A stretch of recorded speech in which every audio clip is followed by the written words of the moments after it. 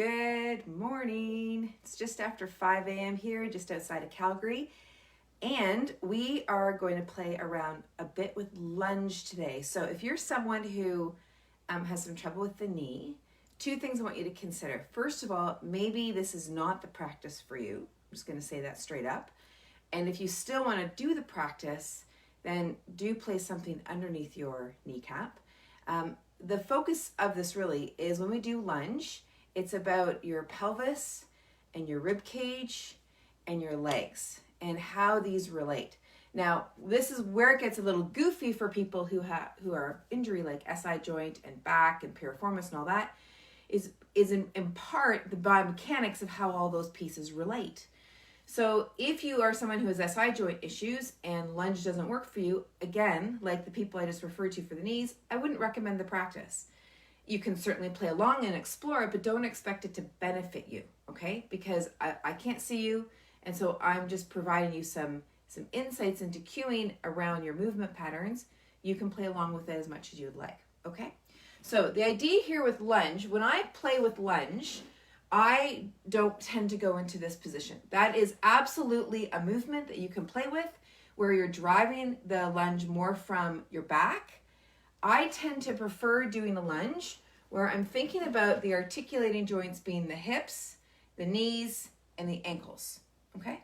And so then, of course, because our leg bone only has about 3 to 11 degrees of extension, before the pelvis starts to anteriorly tilt, the pelvis will move into an anterior tilt, but we're looking for the harmony in the motion, not a big break in the motion, okay? So play around with those ideas as you play around with this lunge, okay? So we're gonna begin just to start with.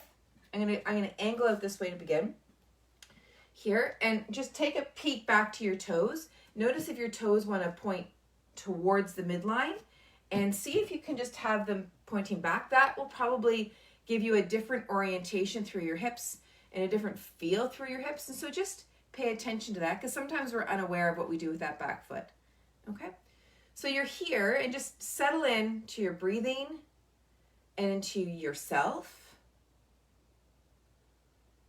And just, and then let's start to move forward.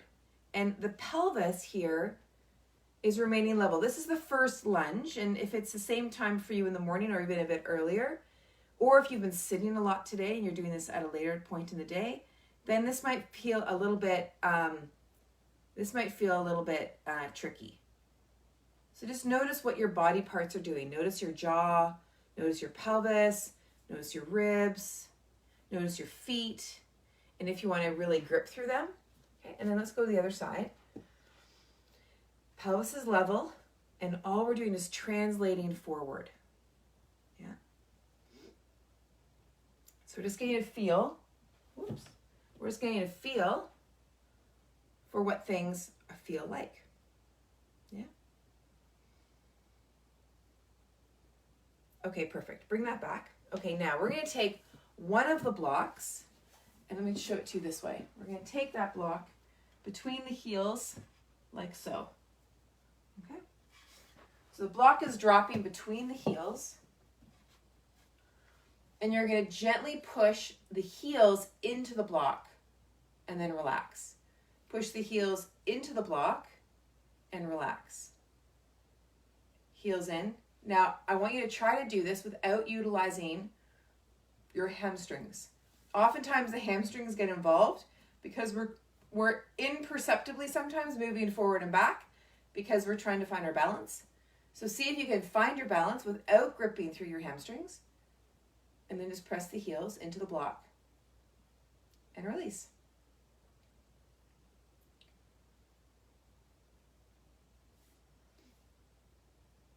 Good. Okay, let that go. Now let's come back to lunge. Let's see what happens. Into lunge, and see if that lunge feels any different.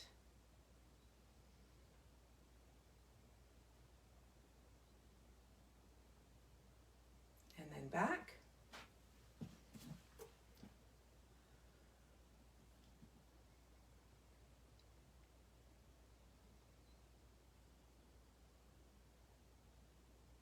Okay, great. Now let's take the two blocks Come back into lunge here, okay? And we're gonna come into this with just your hands on the blocks. Okay, now we're gonna take a block on the inside. So now both blocks are on the inside. This leg is gonna come out. So it looks like the knee is coming out, but we're actually doing it from the hip. And we're gonna push ourselves back. Coming forward, rotating, and pushing ourselves back. Okay, let me show it this angle. So I'm forward, out, and back. Forward, out, and back. So when I say out, we're moving the leg bone in the hip socket. The foot is we're coming onto the outside edge of the foot because we've moved the leg bone in the hip socket, and we're coming back. Through both hips, yeah?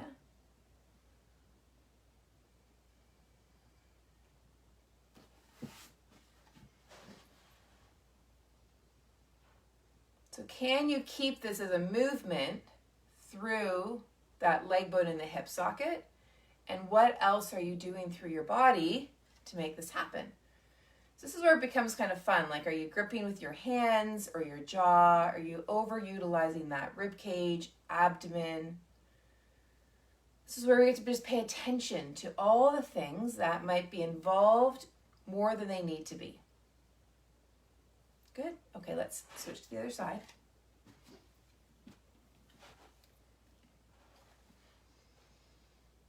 Okay, and then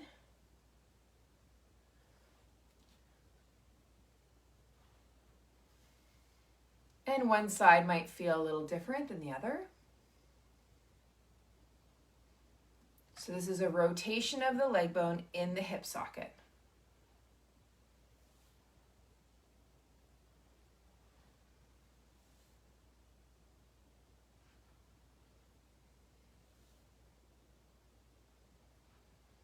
Easy breathing.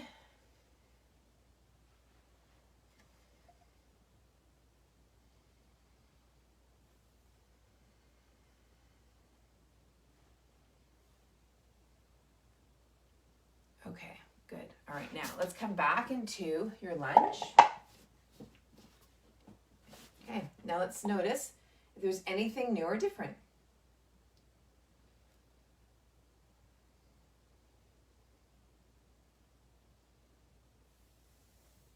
Good, and then other side.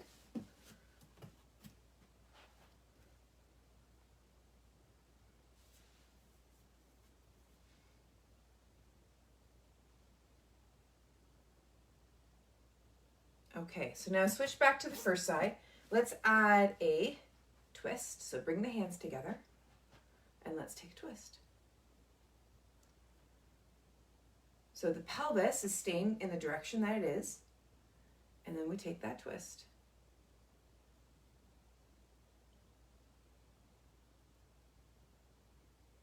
Now we could add in the arms here, put a little gentle pressure through this arm, but connecting it to the obliques, which are the engine of the twist. Taking this shoulder blade on this side, pulling that towards your spine. You can even start to move towards what looks like a bind. Good, and then untwist. Okay, ready? Other side. So we start here, and I like to take the hands out of it because it prevents the neck from doing more of the motion and really keeps the focus on the obliques, which is the engine of the twist. So the ribs are moving relative to the pelvis, and then the shoulder blade, if you want, on the back side, so I'm waving this hand back here, the back one, that shoulder blade starts to pull towards the spine. The other shoulder blade moves away. Add a little bit of strength through that front arm.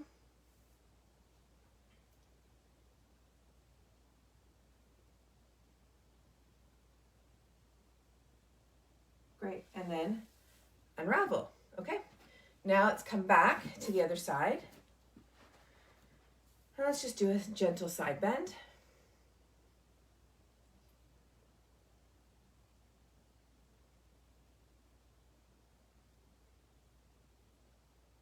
Good, and then add a twist.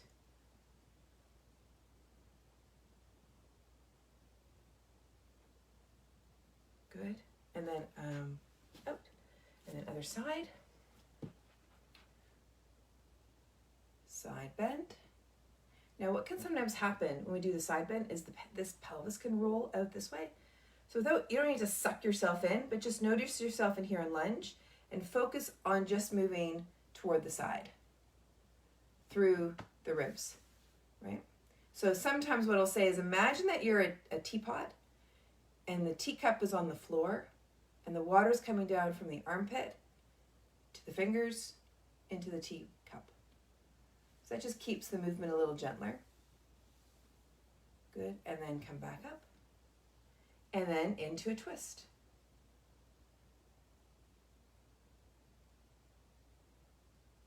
You can always add in the shoulder blades, so one shoulder blade back towards your spine.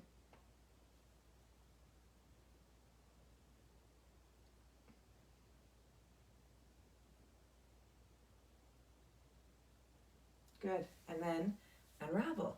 Okay, ready to go? Let's grab the roller if you have one. If you don't have a roller, you can always use a block in the place. The nice thing about the roller is it's round, and so it rolls just a little bit easier. We're going to come onto the hands and knees, and we're going to take our arm onto the roller and just bring ourselves into a twist.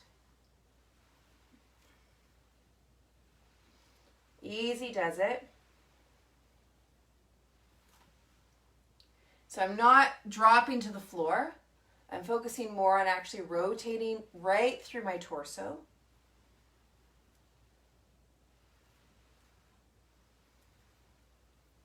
Okay, and then let's come to the other side.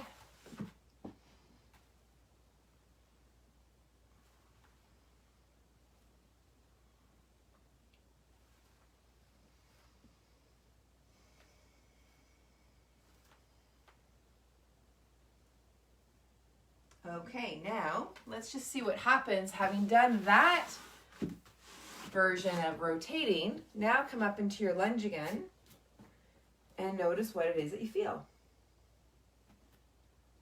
And if anything is starting to feel a bit different, let's throw in a little twist and see if that changes up anything. Let's bring in a side bend. Good. And then other side. Bring in a twist.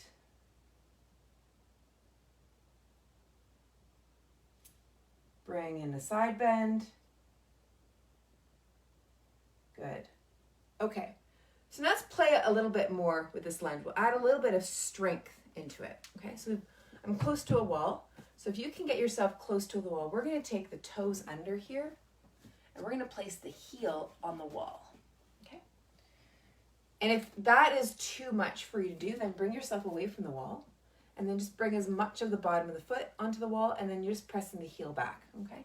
So you decide which makes the most sense. Good. And then what you can also do is with the front foot, you can just raise the toes ever so slightly and maybe lose your balance in the process. There you go. Okay, so, and then you'll notice perhaps that when you do this and you start to press the heel back, there's a little bit more strength in your legs. Yeah, maybe. Definitely if you're pressing the heel back. For some people, they don't necessarily notice in the front leg, and that's completely fine. And then bring your hands here to your chin. Let's, with this strength through the leg or legs, start to add the twist. Press that heel back. And then come back. Now, we can come a little bit further forward, but keep the heel pressing back. So heel's pressing back as the pelvis starts to trajectory forward. Yeah. Watch that you don't over grip through the front leg or anywhere else in your body. And let's try that twist again. And twist. And untwist. Okay, now press that foot back into the wall a bit more. This is the last one. We're going to come down a bit more into that lunge. Press that foot back, that heel back. I can feel my breathing rate starting to go up a little bit.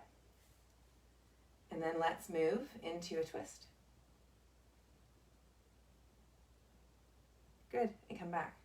Lovely. Okay, come on back out of that. Just take a breather and just notice what you just did to yourself. And let's go to the other side. So bringing the heel to the wall if you can. Maybe lifting the front toes up and pressing that heel back into the wall. And then hands come to the chin and let's add a twist.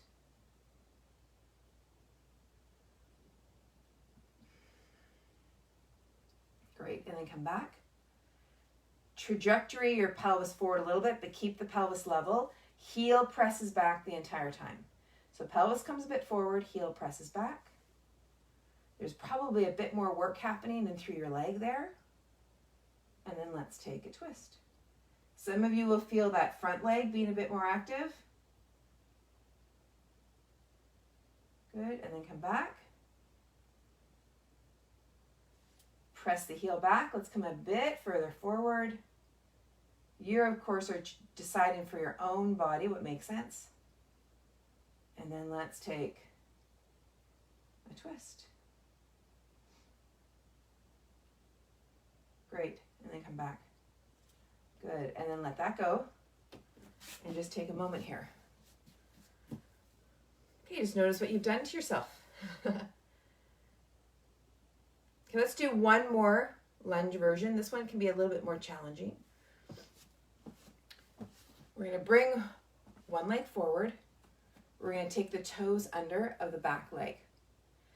In a moment, we're going to be lifting this back knee off the floor. Now, typically what happens is people come over into that front leg and lift that knee. Okay, you see how I trajectory that forward? So more of the load and the drive is coming from this front leg, which is fine. It's a movement. But if you want to do something a bit different and maybe a little more challenging, I want you to think about driving it from this back leg. So to do that, you need to press this heel back, kind of like we were just doing, and then lift that knee up. So it's going to feel like a lot of work in through this back leg.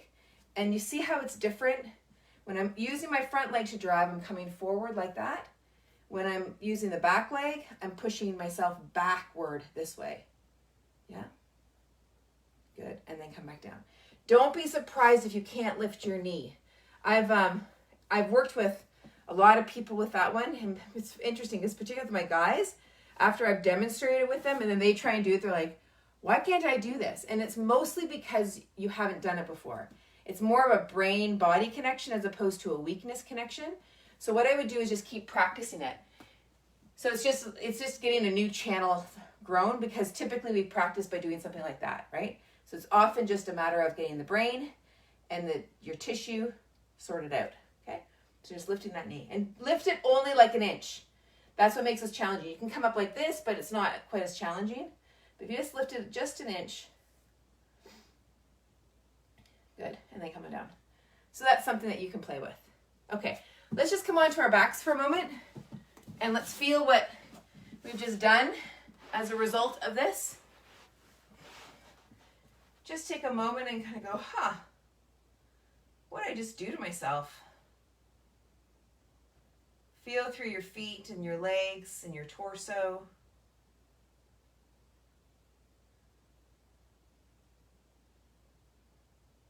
And if you have your block handy, just bend your knees. Bend your knees and lift your hips.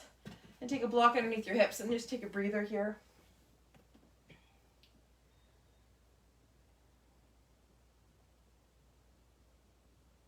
Easy breath.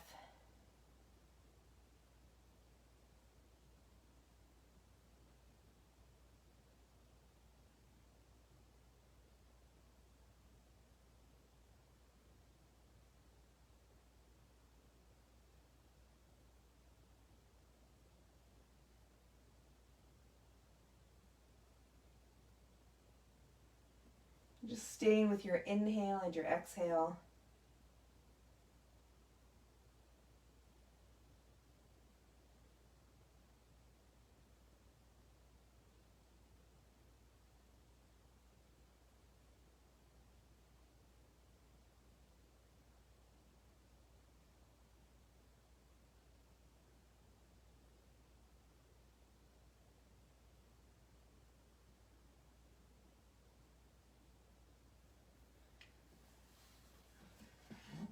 And then you can carry on with your practice and keep going maybe do something a little bit more settling and relaxing, maybe more strengthening and more vital. Maybe you want to go for a walk or a run or a workout, or just come up and join me for a cup of tea. Whatever it is that you do, clue into this amazing thing called your body. And thank you so much for joining me. We'll see you next time. Take good care.